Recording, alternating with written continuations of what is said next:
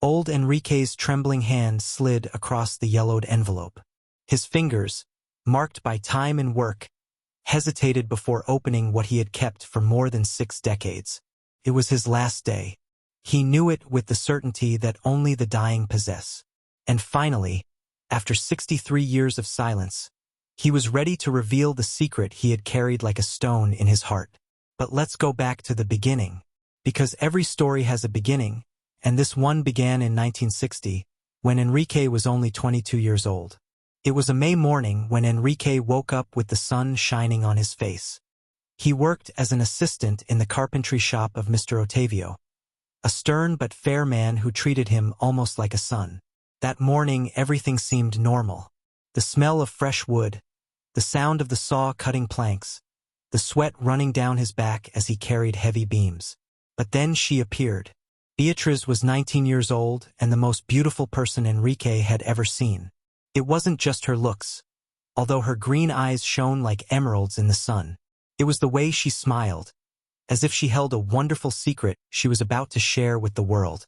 She had come to town to visit her aunt, Dona Marlene, who lived in the house next to the carpentry shop. Henrique fell in love instantly. For 3 months, they saw each other every day. Beatriz would stop by the carpentry shop under the pretext of bringing fresh water to the workers. Henrique would find reasons to fix Dona Marlene's fence, even if it didn't need fixing. They talked about everything, about her dreams of seeing the sea, about his desire to have his own carpentry shop someday, about books, about life, about nothing and about everything at the same time. At the end of July, under a flowering ipe tree, Henrique asked Beatriz to be his girlfriend. She said yes with that smile that held secrets. He had never been so happy. August arrived hot and heavy. That's when Thomas showed up in town. Thomas was the kind of man who attracted attention. Tall, well-dressed, driving an imported car that gleamed in the sun. He was the mayor's nephew and had come to spend a few weeks in the city before returning to the capital, where he worked in an important office. No one knew exactly what he did, but everyone knew he was rich. Henrique noticed how Thomas looked at Beatriz at Sunday Mass. He noticed how he managed to be introduced to her. He noticed how, suddenly, Beatriz began to become more distant, more pensive, as if something was weighing on her mind. One September night, Beatriz asked to speak with Henrique. They went to the square where they always met. The stars shone above them, indifferent to the human drama unfolding below. "I need to tell you something," she began, and Henrique felt his heart sink. He already knew somehow what was coming next. "Thomas asked me to marry him, and I accepted." Enrique's world collapsed at that moment. He wanted to scream, he wanted to ask why, he wanted to beg her to stay. But all he could do was stand there, motionless, while Beatriz cried and said that he didn't understand, that it was complicated, that she had no choice. "My family is in debt, Henrique. My father is going to lose everything. Thomas promised to pay off all the debts if I marry him. It's the only way to save my family." Henrique understood then. It wasn't a lack of love, it was sacrifice. Beatriz was sacrificing herself for her family, as so many women did in that era. But understanding didn't lessen the pain. "I love you," she whispered before leaving. "I will always love you." Those were the last words they exchanged as lovers. The wedding took place a month later. Henrique didn't go. He couldn't bear to see Beatriz dressed in white, walking towards another man. That day he got drunk for the first time in his life, alone in the small room he rented behind the carpentry shop. But fate, it seems, has a cruel sense of humor. 2 weeks after the wedding, Beatriz showed up at the carpentry shop. She was alone, or Thomas had traveled to the capital on business. She looked different, paler, with deep dark circles under her eyes. "I made a terrible mistake," she said, her voice trembling. "I can't live like this. I can't pretend to love a man when my heart belongs to another." They talked for hours. They cried together. And then, in a moment of weakness and despair, what should never have happened, happened. When Thomas returned from his trip, Beatriz was already remorseful. Not for what she had felt.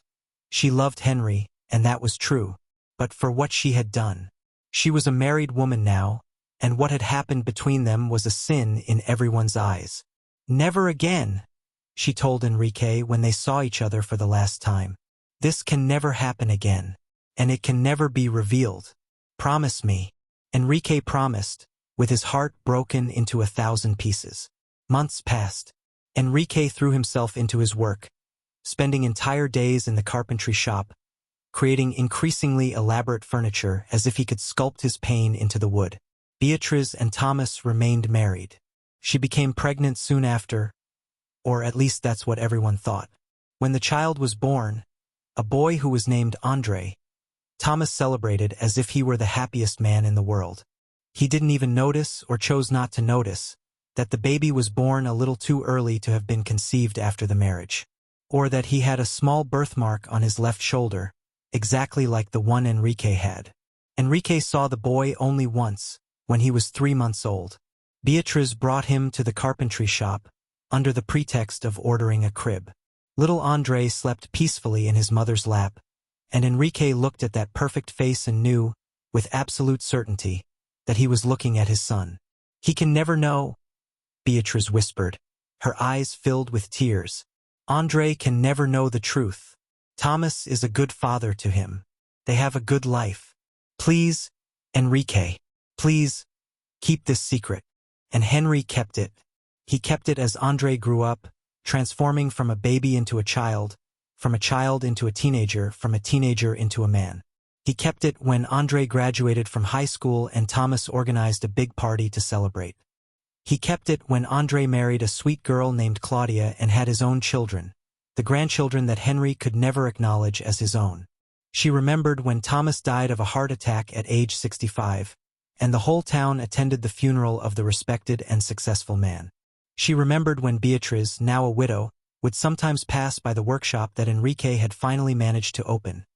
His own carpentry shop, the realization of a long-held dream, and they would exchange glances that said everything and nothing at the same time. Are you enjoying this story? Then don't forget to leave your like below, subscribe to the channel and activate the bell so you don't miss the next videos, and comment below. Would you keep a secret for so long? Your opinion is very important to us. Now let's continue, because the ending of this story will surprise you. Henrique never married. He had a few relationships over the years, but none lasted. How could they? Part of his heart had always belonged to Beatriz, and the other part belonged to the son he couldn't acknowledge. There was no room for anyone else. He became known in the region as an excellent carpenter. His tables, chairs, and cabinets were highly sought after. He took pride in his work, but it was an empty pride. What good was professional success when you didn't have a family to share it with? Meanwhile, Andre grew up without ever knowing the truth. He became an engineer, moved to the capital, and only visited the city on holidays. When he saw Henrique on the street, he would greet him politely, "Good morning, Mr. Henrique," without knowing he was speaking to his real father. Beatriz died at 71 from cancer. Henrique went to the funeral and stood at the back of the church, watching Andre cry over his mother's coffin. He wanted to approach, wanted to hug his son, wanted to say, "I understand your pain, because she was also the love of my life." But he said nothing. He kept his promise. After Beatriz's death, Henrique thought the secret would die with him. After all, what was the point of revealing the truth now? It would only cause pain and confusion. Andre was 58 years old, with an established life and happy memories of the father who raised him. Why destroy that? But then Henrique was diagnosed with pancreatic cancer. Advanced stage. The doctors gave him 6 months, maybe less. He was 85 years old and had always known that day would come, but he hadn't expected it to be so soon. For weeks, Henry struggled with himself. Should he take the secret to the grave? Or did Andrew have the right to know the truth about his origins? It was during a sleepless night that Henrique finally made his decision. He got out of bed, turned on the kitchen light, and began to write. His hands trembled, partly from the illness, partly from the emotion, but he kept writing. He wrote about how he met Beatriz, about the love they shared, about the forced marriage and the moment of weakness that resulted in Andre's conception, about the promise he made and kept for 63 years, about how he watched Andre grow up from afar, proud but silent, about how, on his deathbed, he could no longer bear that burden alone. "My dear Andre," the letter ended, "I know this revelation may be a shock. Perhaps you hate me for keeping this for so long. Perhaps you prefer to continue believing that Thomas was your biological father, and in every important way he was. He raised you, loved you, and was present at every important moment of your life. I was merely a spectator. But you have the right to know the truth. You are my son. You always have been. And I have loved you from the first moment I saw you, even though I couldn't show it. Forgive me for telling you this only now. Forgive me for waiting until the end. But I needed you to know." Henrique sealed the letter in an envelope, wrote Andre's name on the front, and asked the lawyer who handled his affairs to deliver the envelope personally after his death. Now, lying in his hospital bed, with only hours left to live, Henrique held a second letter. He had written this one yesterday, when he realized the end was near. It was shorter, more urgent. With great effort, he picked up the phone beside the bed and called the number he had memorized but never had the courage to dial. "Hello." Andre's voice came from the other end. "Andre, it's Henrique. Henrique from the carpentry shop. Need to talk to you. It's urgent. Can you come to the hospital?" There was a pause. "Mr. Henrique, are you all right?" "Of course, I'll go right now." Henrique hung up and closed his eyes. Perhaps this was a mistake. Perhaps he should have let the lawyer deliver the letter after his death, as planned. But something inside him, perhaps the paternal instinct he had never been able to express, told him he needed to see his son one last time. He needed to look him in the eyes and tell him the truth. 40 minutes later, Andre entered the hospital room.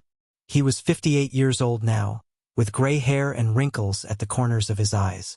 But Henrique could still see the baby he had held only once, 58 years ago. "Mr. Henrique, what happened? Are you dying?" Henrique finished. "Yes. And that's why I need to tell you something. Something I've kept to myself for 63 years. Andre sat down in the chair beside the bed, confused. 63 years old? But I'm 58. I know exactly how old you are. I know because I was there when you were conceived." The silence that followed was absolute. Henrique could hear his own heartbeat on the monitor, growing weaker and more spaced out. "What are you saying?" Andre whispered, and then Henrique told everything. Every detail, every memory, every moment of pain and love kept in silence. Andre listened in complete shock, his face going through a range of emotions: disbelief, anger, confusion, and finally, something that seemed like understanding. When Henrique finished, his strength was waning. Breathing became more difficult with each passing minute. "Why?" Andre finally asked, tears streaming down his face. "Why wait until now? Why didn't you tell me sooner?" "Because I promised your mother. Because you had a good father. Because I was afraid." Henrique's voice was just a whisper now. "But I couldn't die without you knowing. Without you understanding that there was always someone who loved you, even from afar. Even in silence." Andre took Henrique's frail hand. I don't know what to say. I don't know how to feel. You don't need to say anything. Just forgive me, please." Andre sat there, holding Henrique's hand, while the sun set outside the hospital window. They didn't talk much more. There was no need.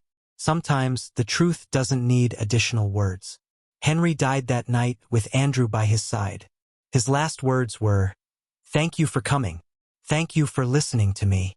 In the days that followed, Andre experienced every imaginable emotion. Anger at having been deceived for so long. Sadness for the life he and Henrique could have shared. Confusion about his own identity. But also, strangely, gratitude. Gratitude because Henrique had the courage to tell the truth in the end.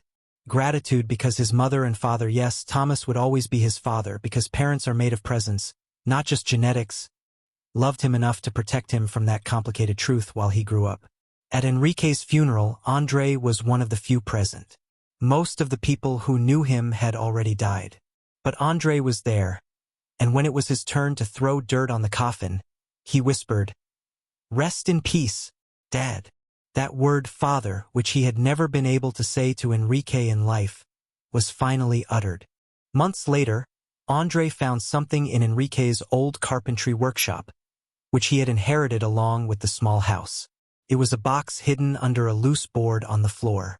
Inside were photos of Beatriz as a young girl, photos of André at different ages, taken from a distance, Henrique always keeping his distance, drawings of carpentry projects, and a small baby shoe, the little shoe that André had worn when he was just a few months old, which Beatriz must have given to Henrique as a keepsake, as proof that that secret was real. André cried when he saw those objects. He cried for the life that could have been different. But he also smiled because he understood that love can exist in many forms, even in silence, even in distance, even in a secret kept for 63 years. He never told anyone the truth, not even his own children. Perhaps he would someday when he was ready, or perhaps he would keep that secret, just as Henry had done, until the right moment. But one thing changed. André began visiting Henrique's grave every week, bringing fresh flowers. And whenever someone asked about this ritual, he would simply say, "I'm visiting an old family friend." Because, in the end, some secrets are worth keeping. Not out of shame or fear, but out of love. And the secret that Henrique carried for 63 years was, above all, an act of love, love for Beatriz, love for André, love for everyone involved in that complicated and human story. Henrique waited 63 years to tell his story. He waited until his last day. And when he finally spoke, he left behind not only the truth, but also a lesson. That true love sometimes means sacrifice, that fatherhood goes beyond biology, and that it's never too late for the truth, as long as it's told with love. Years later, when André was on his deathbed, surrounded by his children and grandchildren, he finally told the story. He spoke of Henrique, of Beatriz, of the secret that had spanned generations. Her children listened with tears in their eyes, and her youngest daughter asked, "Why didn't you ever tell us before?" André smiled, that same smile Beatriz had, the one that held secrets. "Because I needed to understand first.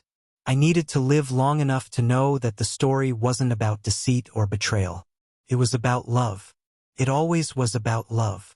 And so, the secret that Henrique kept for 63 years, and only revealed on his last day, became part of the family history, a reminder that life is complex, that people do the best they can with the difficult choices they face, and that love, in all its complicated and imperfect forms, is what makes us human.